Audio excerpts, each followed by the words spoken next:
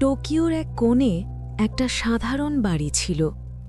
বাইরে থেকে দেখে মনে হতো একটা সাধারণ পরিবার থাকতো এখানে, কিন্তু যারা ভেতরে ঢুকেছিল তারা আর কেউ ফিরে আসেনি।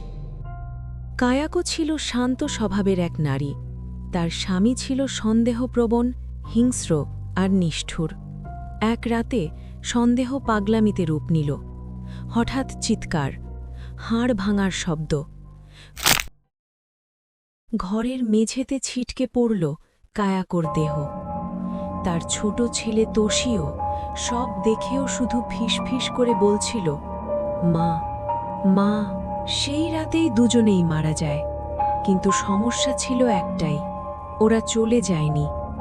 জাপানে বিশ্বাস করা হয়, যদি কেউ ভয়, ঘৃণা আর কষ্ট নিয়ে মারা যায়, তার আত্মা জুঅন হয়ে যায়।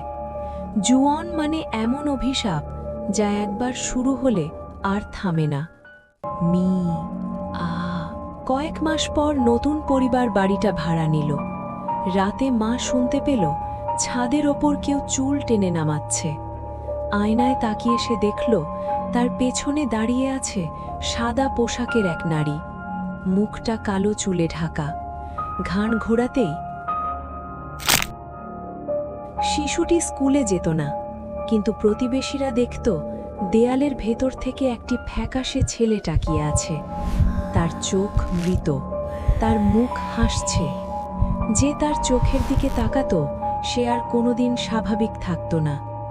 অনেকেই বাড়ি ছেড়ে পালিয়েছে, কিন্তু জুঅন পালায় না। কেউ তার বুকের ওপর বসে আছে, নড়তে পারছে না, শ্বাস আটকে আসছে। এই অভিশাপের কোনো নিয়ম নেই, কোনো পূজা, কোনো দোয়া, কিছুই কাজ করে না।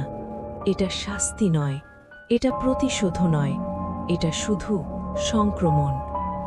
আজও সেই বাড়ি খালি, কিন্তু রাতে আলো জ্বলে, ছাদ থেকে চুল ঝুলে পড়ে, সিঁড়িতে শিশুর পায়ের শব্দ।